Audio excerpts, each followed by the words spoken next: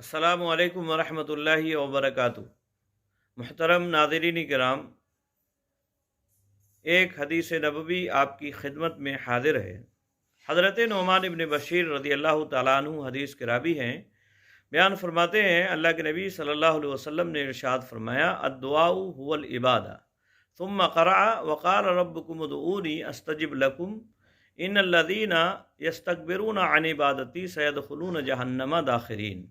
यानी नबी अकरम सल्लल्लाहु अलैहि वसल्लम ने इरशाद फरमाया, दुआ ही इबादत है। फिर आप सल्लल्लाहु अलैहि वसल्लम ने ये आयत करीमा तिलावत फरमाई, जिसका तर्जमा है, और तुम्हारा रब कहता है कि तुम मुझे पुकारो, मैं तुम्हारी पुकार का जवाब दूंगा, और यकीनन जो मेरी पुकार से यानी इबादत से रूगर्दानी करते हैं वो ज़लील व ख़ार होकर जहन्नम में दाखिल होंगे। लिहाजा हमें अल्लाह रब्बुल आलमीन ही से मदद मांगना चाहिए और उसी